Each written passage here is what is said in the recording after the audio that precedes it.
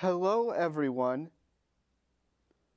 Welcome to this episode of Weary Weekly History and Entertainment News. Before beginning, I would like to dedicate this episode to my grandfather, Charles Homa, who has supported me over the years. It is now officially spring, but there are still many things to do indoors. On this episode, I'll be talking about visits to MASS MOCA and the Berkshire Museum, plus histories on the Edith Wharton Mount in Lenox, and one Pittsfield High School alumni's involvement in one of the most important college football racial protests. First, it's time for this episode's trivia question.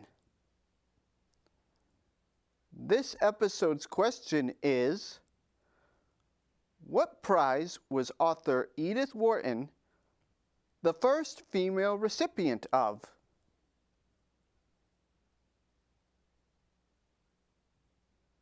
Now, for this episode's local headlines. In April, MASS MOCA will be presenting 3 special programs. The first is After Hours. Here, you can explore exhibitions in MASS MOCA's buildings number 4 and 5, grab a beverage or a snack, and take in a variety of evening programs. You can also bring headphones that will be supplied at MASS MOCA's check-in place. This will be held on Thursday, April 13th, from 5 to 8 p.m.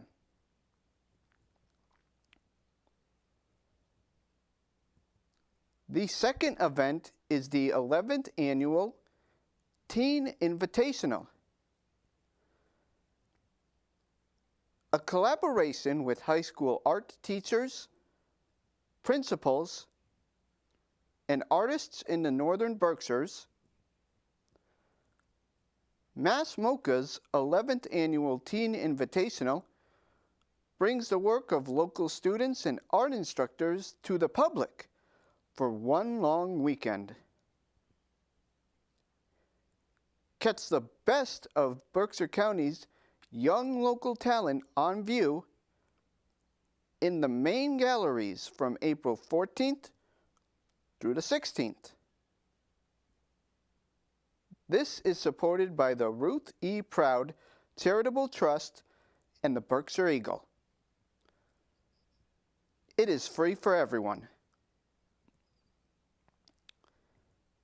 The third and final event going on is International Slow Art Day. According to MASS MOCA, the average museum goer only spends 10 seconds in front of a work of art. International Slow Art Day takes place from 12 p.m. to 2 p.m. on April 17th and encourages people to look at artwork more slowly. Visit massmoca.org for more information.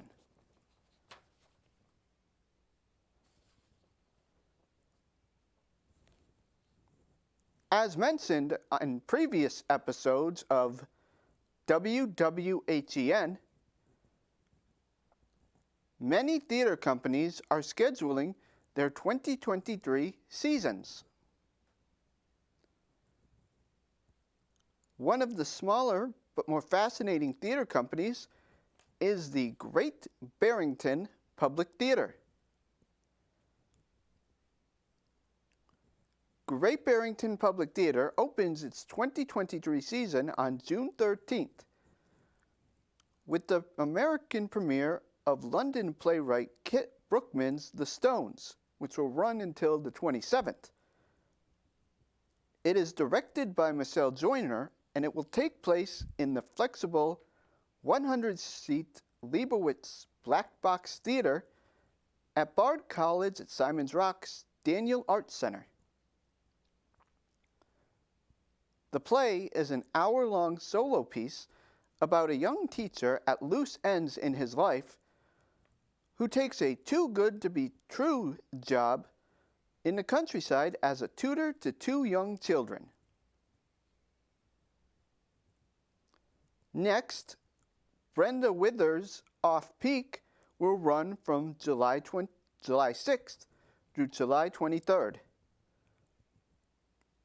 It is directed by James Warwick, and it co-stars Peggy Farr Wilson and Kevin O'Rourke.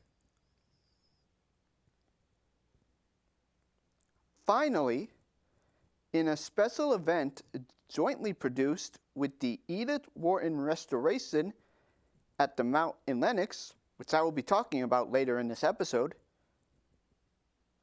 Great Barrington Public Theater will produce Representation and How to Get It from August 24th through the 26th. A new solo show created through a collaboration among playwright Joyce Van Dyke, actor Elaine Van Hogue, and director Judy Braha.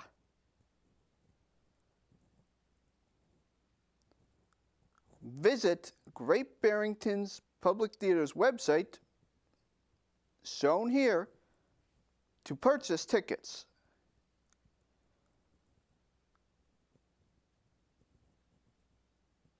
Our next story takes us to the Berkshire Museum in Pittsfield, where there will be a meet and greet with illustrator Jacqueline Rogers.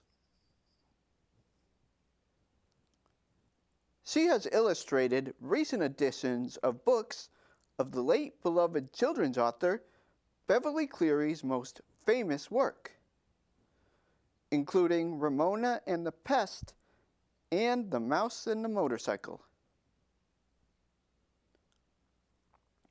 During this program, Jacqueline will lead an interactive activity where young visitors can get artistic and creative as they design characters together.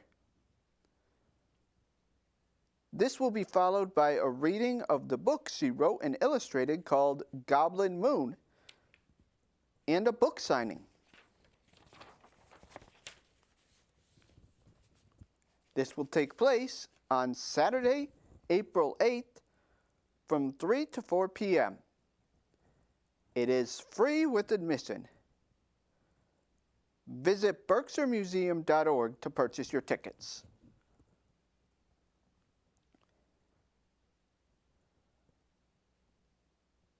We will now be going on a history trip to the Edith Wharton Mount in Lenox. This famed mansion is noted for its design and history from one of America's most famed female authors.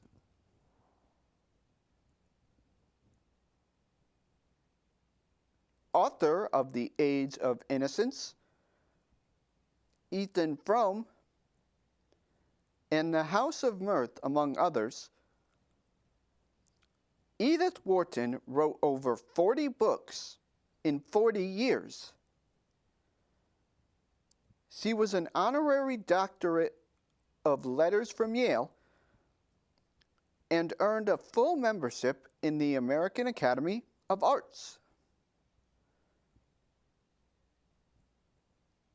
As for the mount itself, the main house was inspired by the 17th century Belton House in England, with additional influences from classic Italian and French literature.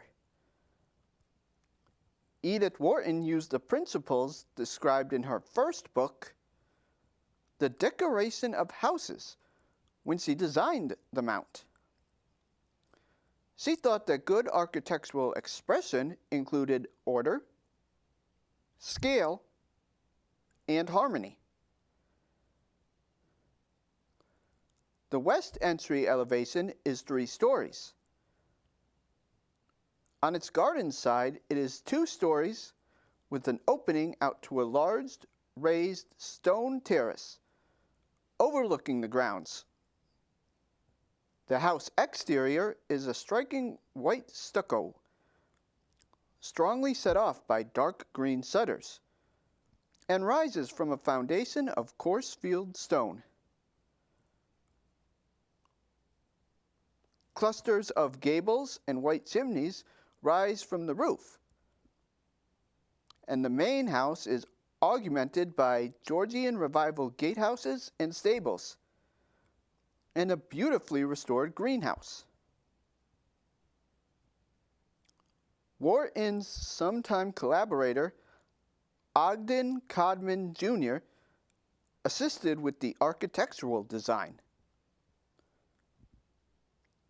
Wharton's niece, Beatrix Jones Farrand, designed the kitchen, garden, and the drive. Farrand was the only woman of the 11 founders of the American Society of Landscape Architects.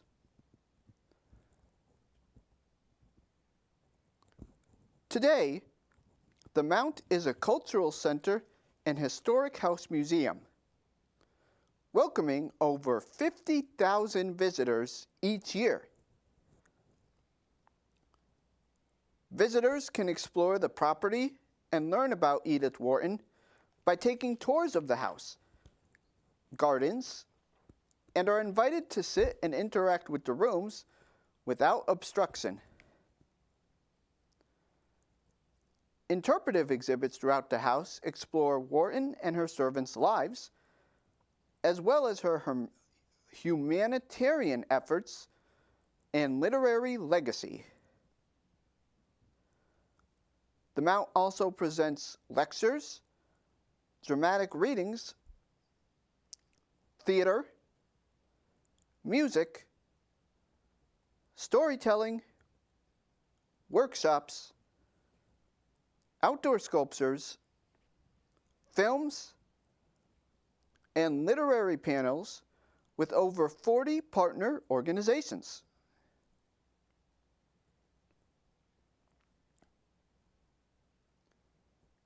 Edith Wharton also gives us the answer to this episode's trivia question. As a reminder, this episode's question was, what prize was author Edith Wharton the first female recipient of? The answer is the Pulitzer Prize in Fiction. The Pulitzer Prizes are awarded for outstanding achievements in journalism, literature, and music, and are probably the most prestigious awards in the literary field. Edith Wharton won her Pulitzer Prize in Fiction in 1921 for her novel, The Age of Innocence. Wharton's victory was a difficult one.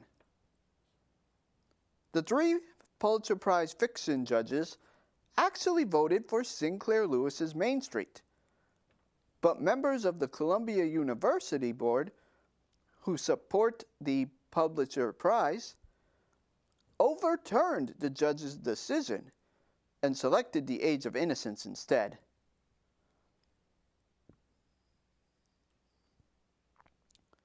Our next story takes us to the Mehawy Theater in Great Barrington,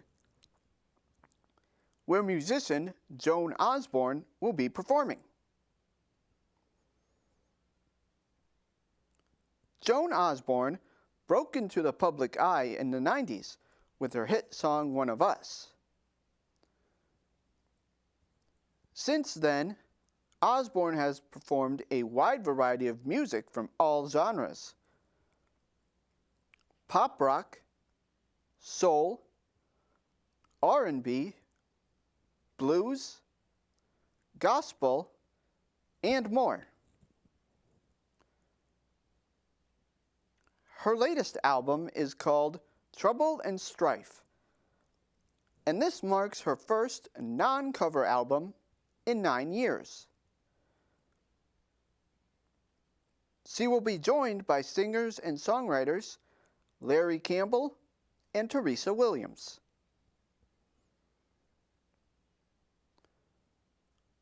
Joan Osborne will be playing at the Mahawi Theater at 8 o'clock on April 14th.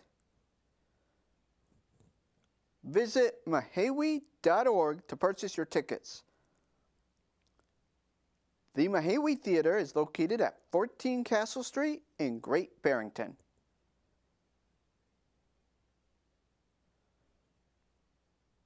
Do you need a good laugh?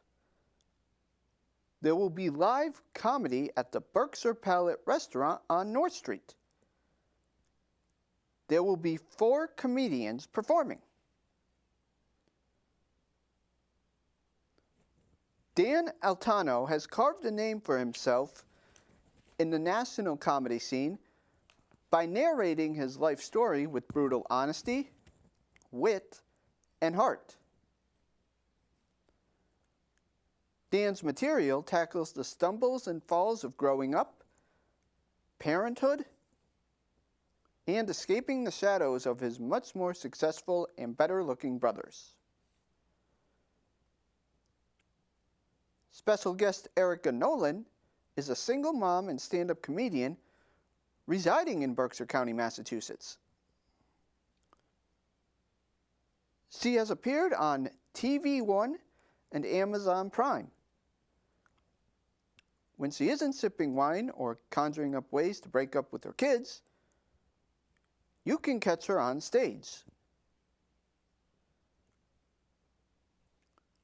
Bree Morrison was born and raised in Berkshire County. She started comedy in 2018 and has participated in multiple shows through the Common Folk Artist Collective, including recently participating in their live telethon raiser. She recently performed at Pittsfield's Transformer Fest and is delighted to return. Quick and observational, Bree uses a narrative style to bring the audience together to laugh over the absurdities of our shared human experiences. Host Charlie Nadler owes his existence to a TV show. His parents met while writing together on Laverne and Shirley. In 10 plus years of performing stand-up, he has released 2 albums and told jokes around the world in clubs, colleges, festivals, bars, country clubs, teen centers, basements, attics, and even one barbershop. He lives in North Adams, Massachusetts, where he also develops screenplays. Additionally, he serves as co-founder of LaughDealers.com, a startup that produces in-person and virtual comedy shows with a twist.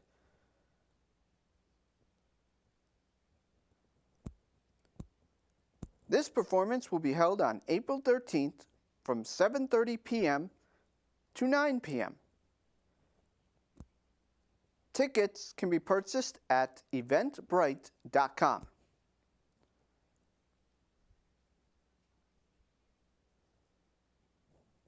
Our next story takes us to the Colonial Theater in Pittsfield for the Pittsfield Jazz Festival. Many different jazz artists will be performing at this event. The capstone of the Pittsfield Jazz Festival pairs young musician Emmett Cohen with the boss tenor Houston Person. Pianist and composer Cohen was a recognized prodigy and is in the vanguard of his generation's advancement of music and the related arts. With his robust sound and swinging style, legendary saxophonist Parson has kept the hard bop and soul traditions alive. The Berkshire Jazz All-Star Youth Band will be performing the opening set.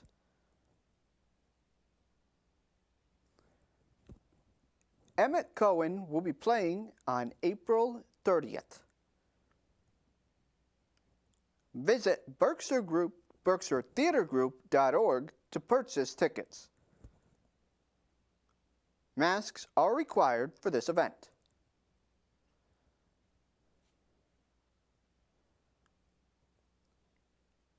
On this next segment of WWHEN, I'm going to be talking about the fascinating history of one local Pittsfield High School alum,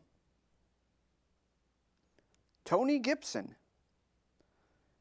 and how he got involved with one of the most controversial college football racial protests of all time. Tony Gibson graduated from Pittsfield High School in 1967 and then attended a community college in California before moving further west to play for the Wyoming Cowboys. This part of the story is amazing by itself. How someone from Pittsfield, Massachusetts could play football in Laramie, Wyoming, almost 2,000 miles away, is incredible. While there, however, Gibson became enrolled in one of the biggest controversies in college football history. In 1969, a week before a game against Brigham Young University, or BYU, Gibson and other members of the team heard racial slurs from BYU fans. At the time, BYU was racially segregated and, being a Mormon college, did not advance African Americans into priesthood. Gibson, along with 13 African American teammates, walked into Coach Lloyd Eaton's office in search of how they could protest BYU's racism. Eaton, following the University of Wyoming protocols, then dismissed all 14 members from the team without giving them a chance to state their case. Gibson and his other teammates became known as the Black 14, and they paid the ultimate price for protesting racial inequalities. At the time of the incident, Wyoming was undefeated and nationally ranked at 5-0. But the controversy and media attention caused the team to downward spiral, and they finished their season with 6 wins and 4 losses. Lloyd Eaton was also fired at the end of the season. For years, African Americans stayed away from playing football at the University of Wyoming because of the negative press this brought. Tony Gibson never played football again. Gibson refused to even step foot in the state of Wyoming for many years until he received an official apology, which he did 50 years later as part of the 50th anniversary of the Black 14.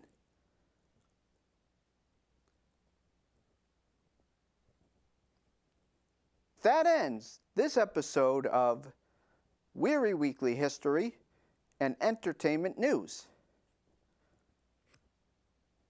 If you would like to watch this or any other WWHEN episode again, you can visit Pittsfield TV's and CTSB TV's websites shown here, or visit NBCTC's Facebook page.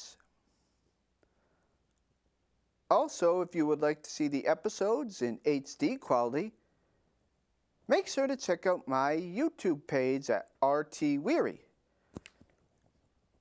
Thank you, and once again, I would like to dedicate this episode to my grandfather, Charles Homa, who has supported me over the years.